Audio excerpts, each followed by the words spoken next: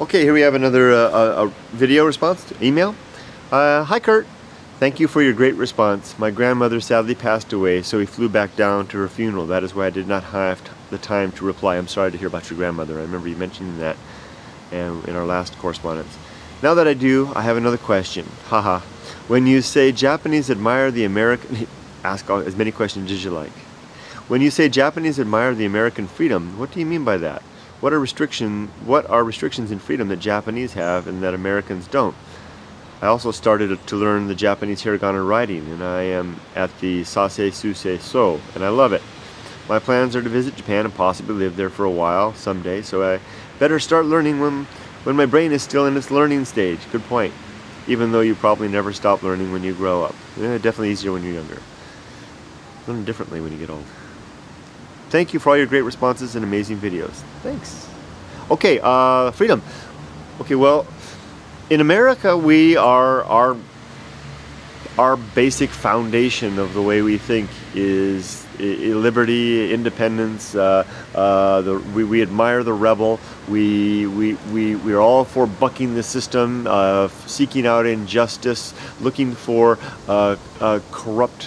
corruption in our organizations and institutions. We hold little sacred in terms of government, and we are such a diverse culture made up of people from so many different ethnicities, creeds, language groups, ways of thinking that there is little that we can hold in consensus as a nation, that except for basically the very constitution on which the nation is founded.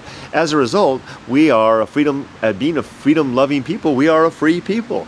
We can be free to express ourselves in terms of everything from our politics to our religion to our speech to our clothing to the way that we choose to raise our children to the way that we choose to love who we love, want to have sex with, and what we want to say about make statements we want to make in our lives. We are a freedom-loving people, and we live to be free. Now, I know I'm pinning broad strokes there, but I think that's a good generality.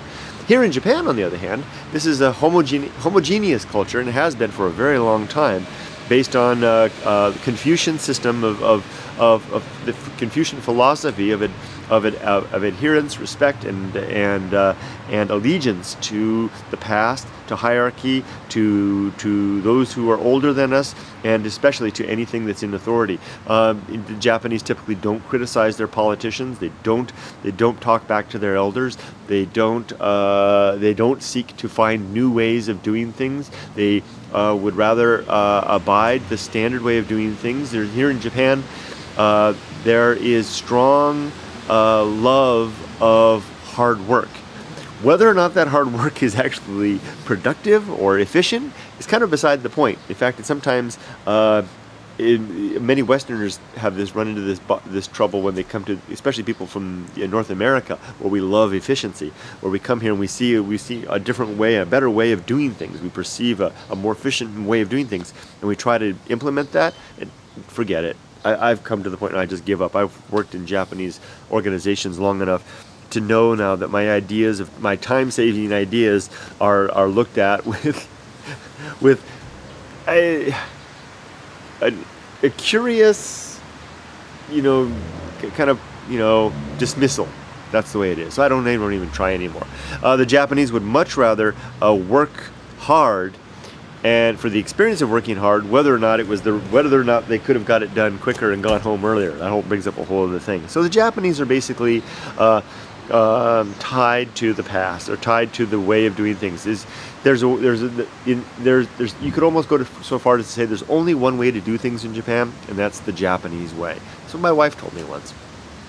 They also are very much keyed off of conformity, so they want to do what everybody else is doing. There's a famous saying you've probably heard that in Japan, the nail that sticks up will be hammered down. So I'm a school teacher, and I see that all the time, where students that are exceptional, students that are better or more outspoken will be hammered down by their fellows and by the system at large to basically conform and become, if you've ever seen the Pink Floyd movie, The Wall, It's an old one, but it's a good one. There's a scene in that, the famous song, you know, Teachers, We Don't Need No Education, where the kids are coming over the meat grinder with the masks. I think about that here. Now, maybe I sound like I'm being a little bit, maybe you guys can get the idea that I'm a little bit jaded, and maybe I am. But I think my observations are fair. So that's basically the thing. Good for you that you're going for hiragana. Don't get turned off by what I'm saying. Don't get discouraged by what I'm saying. It's just a part of the part of what happens if you're here for a while and you try to live according to the precepts, the ideas that, I don't know if that's the right word, but if the way that I was raised, and it just doesn't fly. So, there you go. Okay, I hope that helps. Take care, my friend. You have a wonderful day, and don't give up on your Japan dream. See ya.